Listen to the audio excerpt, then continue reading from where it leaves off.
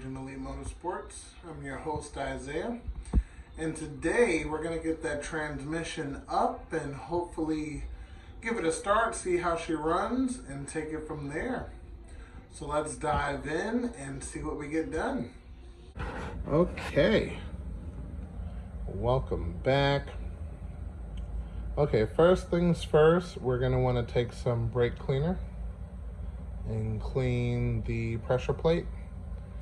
Then we're going to want to take the disc and install it on the transmission.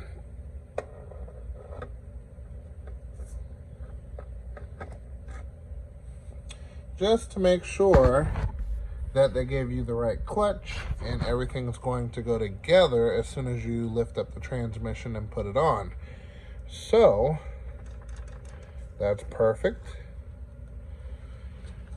And now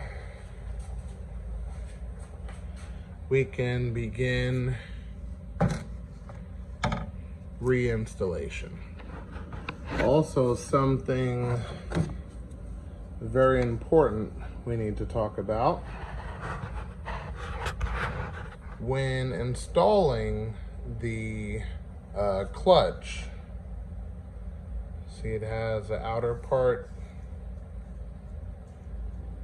and an inner part. This is the face that faces the pressure plate. This backside faces the flywheel. So always keep that in mind.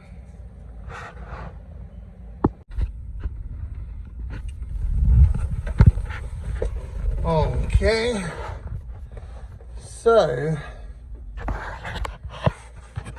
you want to make sure that once all is tight, this slides in and out with ease. If it binds or does anything like that, you need to take it loose and do it again. So this one comes in and out nice and easy. And now we are ready to install the transmission. And probably use some medium strength Loctite on these bolts so they don't back out, and you'll be good to go. Okay, so transmission's back on. All of the bolts are on and tight. I put back the slave cylinder, including the seat clip. I put back the shift linkage, the 2 bolts, then the Carter pins, and I put back the motor mount, which is brand new. So now I have to do, see if I can see it, the rear motor mount, which of course doesn't quite match up, but that's why we have everything loose. So we'll be able to wiggle and jiggle until we get it on and right. I also connected the reverse light and the speedometer over there.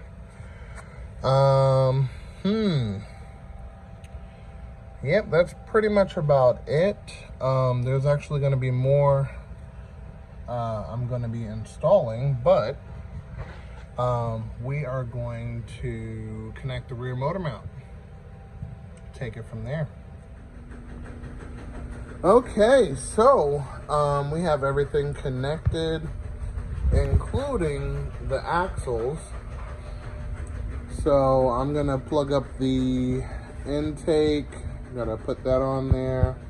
We're gonna need a radiator, of course, including radiator fans. I'm gonna have to borrow a battery,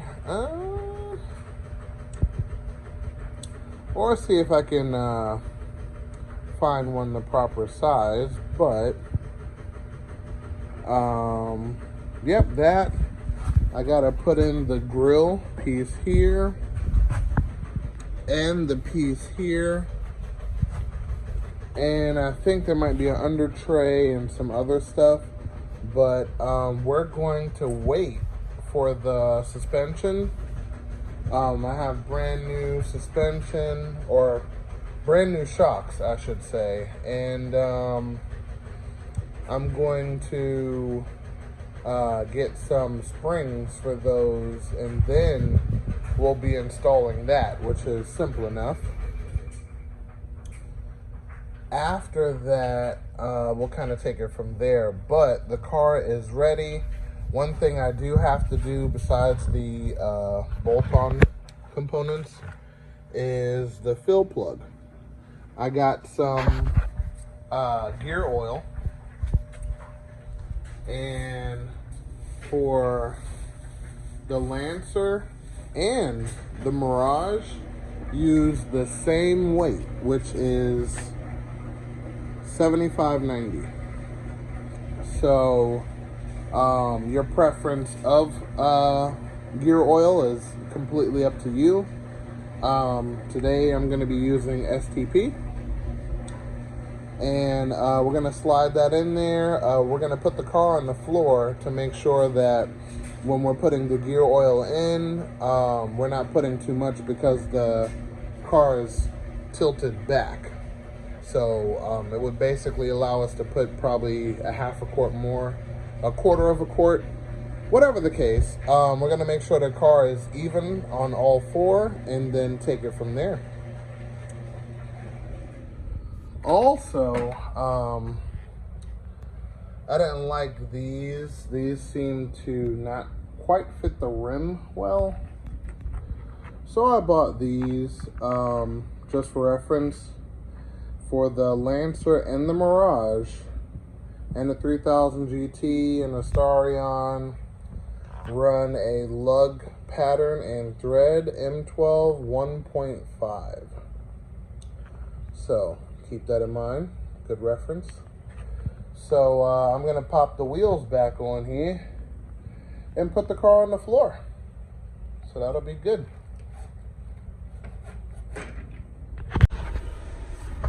Okay, that looks way better than what was on there. So now that car is back down, I can hook up the intake, which is simple enough. But before we do, let's take a look at the rest of the parts we have.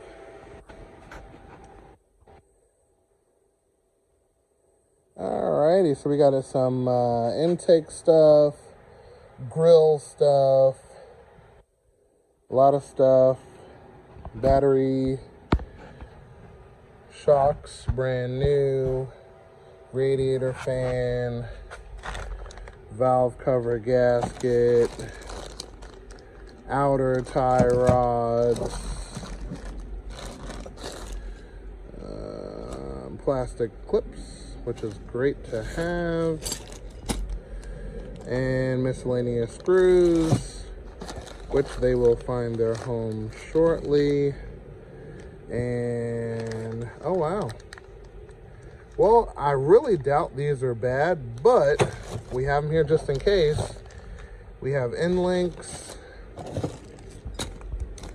radiator mount, and other side end link, and all of that good stuff. So let's start putting in the plastic parts and the radiator. Plug all of that good stuff in.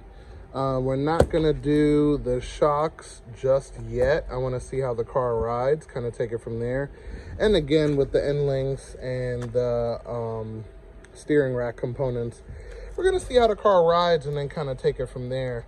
But yeah, at least we could put the plastic parts, radiator, fill it up with some fluids and stuff like that, and kind of take it from there. So I think we will start with assembling the radiator and take that from there. Okay, so we got the radiator out of the box, and it is a nice unit. Of course, it is new. No damage, which is great, so we don't even have to check for that. Alrighty, so we are gonna take the fans and put them into place. You see those little slots at the bottom. Line those up and push it down into the tabs. Has screws up top. Done and done there. There's a big plug for that. So this should be pretty simple and straightforward. This is if you're automatic, and we are not. We are 5-speed, so we don't need these transmission cooling lines. So yeah, we're pretty much ready to drop it in. Okay, so now that these bolts are bolted up top, we have to take the radiator and mount it into place by these, which go into those. So that's simple enough. After that point, we're going to add on the clamp for the lower hose, clamp for the upper, and we should be good to go there. And the radiator will be connected. And where is it? Here it is. And this plug goes to the radiator. Or excuse me, the radiator fans. You know what I mean. So anyway, we're gonna add that and we will be good to go. Okay, so now that's the way it's supposed to look. Bottom radiator hose is connected. Radiator plug fan is connected. Upper radiator hose is connected. The overflow bottle's connected. Cap is connected, even though I didn't put anything in there. And yeah, including the upper mounts. So that is all done. We also bolted on the intake. I believe this piece is for an aftermarket intake filter slash hot air intake, and we are not doing that. We are about saving gas here, LOL. And we're gonna take this off and we're gonna put the original box back and kind of take it from there. So if anything, I might have to get a standard air filter, but the standard air filter box needs to be cleaned out. So I'm gonna do that a little closer to the end. But until then, we'll take this off, save it for another car, another time, and put in the stock air box, and we should be good to go. So now that we have that added, we're going to fill up the transmission fluid, which is gear oil, and we're gonna give her a start. Okay, battery's in. It is time to start it up and see what we got. All right, let me make sure I have the key, which I think I left it in here, which is fine. Oop, messing up the VR4, that's no good. Gotta respect that gangster. Okay. Oop. Alrighty. Oh, sounds like a new car. Yes. Oh, that's great. And I heard this has ice cold AC. Oh, that's nice. What? Okay, okay. I like that. Oh, okay.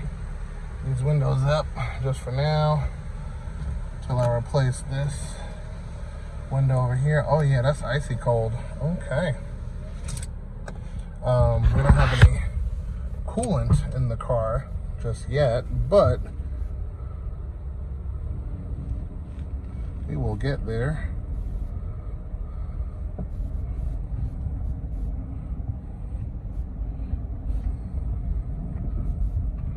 Oh, that's exciting. Oh, we're definitely gonna take her for a spin. Got a little bit of errands to do, but Oh, that's excellent. I love it. All right.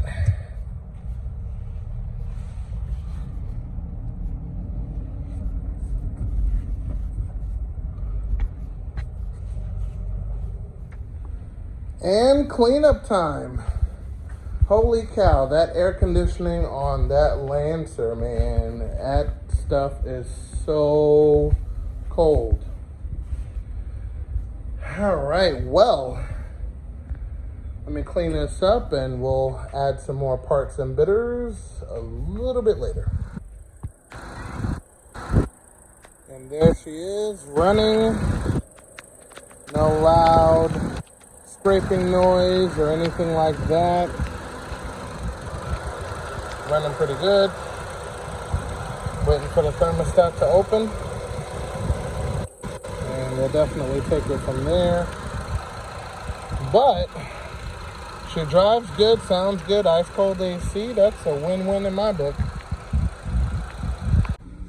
Okay, so we popped the grills in. Basically, the lower half presses in. Then we have these caps on the top. I actually added this for the bumper. This is actually aftermarket piece. The original ones looked a little too damaged to put them in, so so I actually use these aftermarket pieces, which look pretty good. But having the grills in there, that actually makes the car look more civilized. But those are in, those are good to go. Next, we're going to do the fog light covers, which are going to require me to get on the floor. So let me get down there, grab the covers, and I'll see you shortly. Okay, so the fog light covers have these pieces here that hold it into place, and you use your basic screws to hold that into place. So as we put this into here, just like that, we have to follow it up with the 4 screws in the rear. So we're gonna pop those in and we'll do a nice full frontal. And there we have it. All of the plastic pieces are put in, except the flat bottom. And I think next we're gonna tackle the airbox.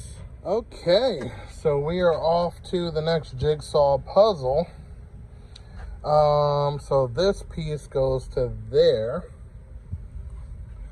This piece has the cold air option, so we're gaining horsepower there instead of sucking the hot air from the engine bay. But anyway, so this bracket goes down here just like that.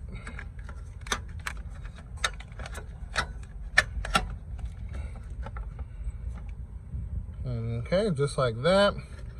Line up the bolt holes. We're going to bolt that down. That bracket goes on the bottom of here and allows this to bolt down. This part just plugs in.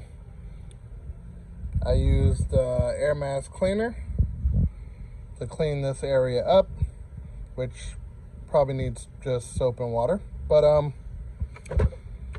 reason I use that is because it dries quicker and there's really no big wait time, which is always good.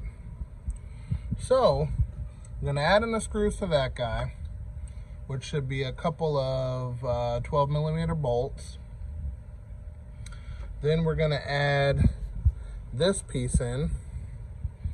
Then we're gonna take this piece off last.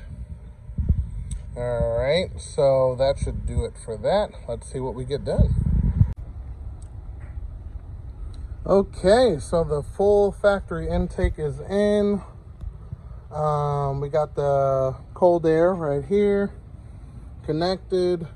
We got the box. Everything is connected. Only thing we're missing is the filter. So I am going to order that. Everything was pretty simple to put on. You got 10mm bolts here, 4 of them all the way around. And plug in your sensor, make sure everything is tight.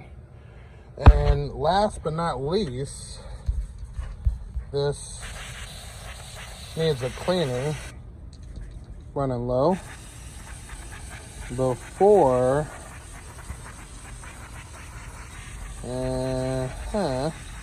needs a cleaning before we make this an open and shut case. But because this is mass airflow sensor cleaner, it's safe to spray anywhere around this area. So I'm going to use this just to clean the outside. It'll dry up quick. And we're going to put some, or better yet, kind of give it a Armor All kind of clean, so it looks nice and clean. And take it from there. So I'm gonna shine this sucker up and I'll be right back. Okay, it's nice and shiny. I guess it gives you kind of a false sense of cleanliness, but looks pretty good, not bad. Ran out of it, but I used